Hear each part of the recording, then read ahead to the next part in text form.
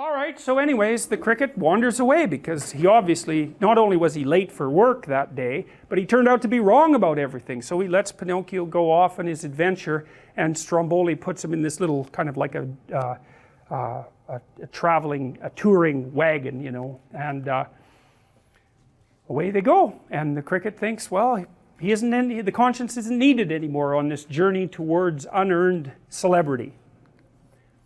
Well, meanwhile, back at the ranch, as they say, the puppet is supposed to come home after school. But he doesn't. He doesn't show up. And the kitten and the fish and Geppetto are all waiting there for him, ready to eat. Excuse me. But he doesn't show up. And so Geppetto goes out into the rain to look for him, and he can't find him. And then we see the inside of the traveling show cart, and Stromboli is having a snack and counting all the money that he's made from tonight's performance and hypothetically dividing it up with the puppet. So he's got this little stack of gold, and some of it's false, so somebody paid with looks like a little washer, like a mechanical washer, and it's bent. And so he curses about that for a while, even though it's interesting, because he's made all this money, it's been really successful, but this one little error is enough to enrage him, which is very ungrateful and tyrannical. It's like, look, you got 100 gold pieces, someone slipped you a fake one. It's like, you could have had 101. It's still a pretty good day, all things considered. You know, you got to make a bit of allowance for error, which is something a tyrant does not do. So, and that's perfect, because if you don't make allowance for error at all, then people are always guilty of something. And if you're a tyrant, that's exactly what you want. And people are always guilty of something. So the tyrant who's willing to exploit that is always on solid ground. So anyways, he doesn't share with Pinocchio, and he puts him in a birdcage, a jail. And then he also shows him this other puppet that has an axe through him that was the previous puppet who didn't precisely perform as he was supposed to. And so there's a big threat there. It's like, you stay in that jail, you do exactly what I want, or it's off to the woodpile for you to be burned. And so, well, that's just worth thinking about, because that's kind of what happens with tyrants. And so, and literally, not just metaphorically. So the cricket is basically wondering what in the world he should do, and then the cart rolls by and he gets an inkling, or hears, and I don't quite remember this, that Pinocchio is in there and might be in trouble, or he thinks that up. I'm sorry, I can't remember that, but he ends up inside the cart. He finds the traveling cart and he goes inside, and then he tries to pick the lock, because he's a bug, he can climb inside. He tries to pick the lock, he tries to get Pinocchio out of the jail that he's sort of collaborated himself into, you know. And it's interesting, because if you read, for example, if you read Solzhenitsyn's Gulag Archipelago, which I would highly recommend, one of the things you find is that if you were arrested by the KGB, by the secret police in the Soviet Union, and you were hauled off to like a tribunal, before a judge, they wanted you to admit that you were guilty. You had to. Like, they torture you until you confessed, or you could just confess. And that, I always found that so mysterious. It's like, they kick down your door, they know perfectly well that they haven't got any more on you than they've got on anyone else, and yet you have to go through the damn trial, and you have to admit that they're right. It's like, why do they even bother with that? Why don't they just throw your sorry ass into the camp, which is essentially what's going to happen anyways? Why do they need your collaboration?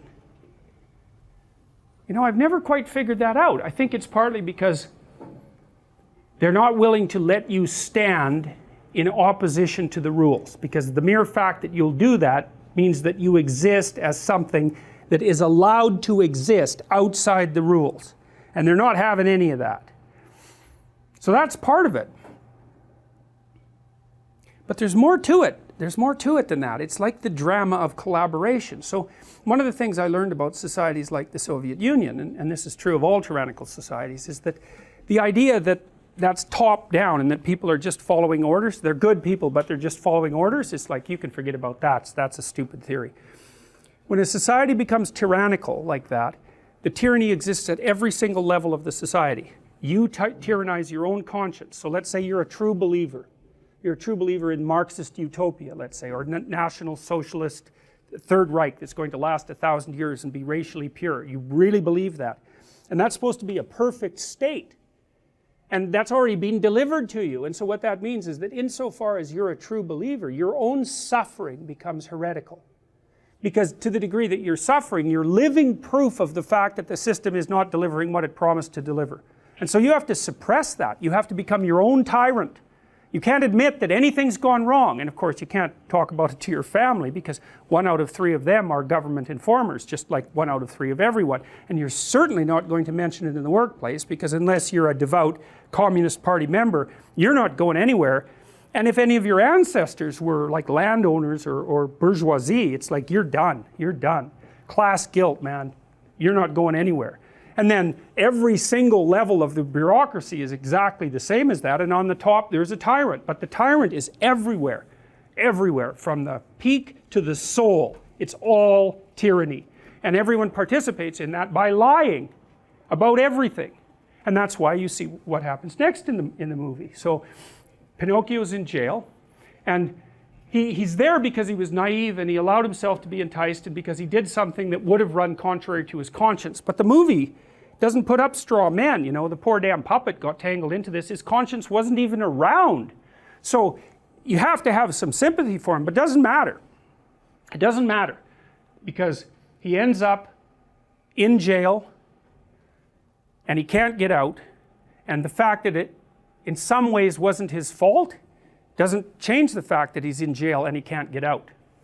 And then I was watching Louis C.K. the other night, and he was talking about children lying. He was talking about his 9-year-old daughter lying, and he said, well, it's no wonder your children lie, and it's no wonder it's impossible for you to stop them, because, you know, you're talking to someone his head would scrape the roof. They weigh like 3 times as much as you, and they're capable of force, and they're intimidating. And they say to you something like, did you take that last cookie after I told you not to? And you're thinking, oh no, I took the cookie. What am I going to do? And then you get a genius idea in your head, which smarter children learn to lie earlier. Children with high IQs learn to lie younger. And CK says, well, it's like you've just been handed a magic get out of jail free card. You can just say, no, I didn't take that cookie. And worse than that, it works in every single situation if you get away with it. And now you're supposed to learn not to do that. He said, well, great. That's the thing about comedians, you know, they'll tell you the underlying truth, which is why people think they're so funny, like the jester in a king's court, right? He's the only one who's allowed to tell the king the truth because he's beneath contempt. That's what comedians do. And so, well, so what happens is, well, Pinocchio's not very happy about this, right? It's really breaking him up. And the blue fairy appears again from the star, same way. So what this means is, and I think this is right, this is something Jung talked about, and it was also extraordinarily brilliant. He said that it's one thing to break a rule when you don't really know the rule. You can, for whatever reason, you seem to get a bit of a free pass for that. But if then you know the rule, and then you break it anyways, you get hit a lot harder. And I know that's true, and I even think I figured out why it was true at one point, but I can't remember at the moment. But there's something about, it's like the severity of a moral error isn't quite as massive if you're genuinely ignorant and unconscious about the rule. And maybe it's because you're not violating your own belief system as much when you engage in the misactivity. It's something like that. So anyways, Pinocchio's in there, and he's partly at fault, at least because he's naive, and he's very desperate about it. But it's also because his conscience isn't functioning very well. So he has his reasons, and so whatever, the blue fairy shows up again. Mother Nature steps in to aid him. And so, and that is true, I would say, because it's not like you get walloped or killed every time you make a mistake, right? It's kind of interesting. And especially that's the case with kids, is like we have more leeway for them. Whether nature does, that's a different issue, but I would say yes, because you know, kids are really cute and they're appealing.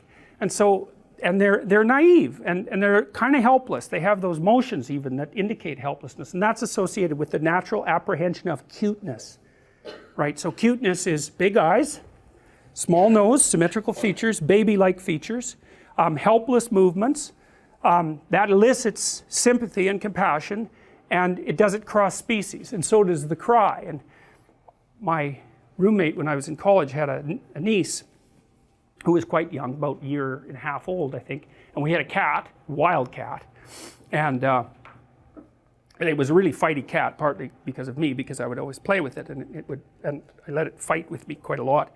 So it was a fighty cat, and that little girl would come over, and you know, maybe she'd cry. That cat was like there right now trying to figure out what was wrong, and like the cat would use its claws on me, but it would never use its claws on the little kid, you know. And I thought, well, that's indication of that cross-species cuteness, you know, and you're all attracted to that more or less, and the more maternal you are, the more you're attracted to such things. But you know, you see something on YouTube and you go, ah, and that's like, that's so cute. It's like, yeah, it is. It appeals to exactly this, it appeals to this concomitation of infantile features, and it brings out compassion, unless you're psychopathic. So it's a good thing, but you know, it can be manipulated, that's for sure. Women actually manipulate it with makeup, which is quite sneaky and good of them. So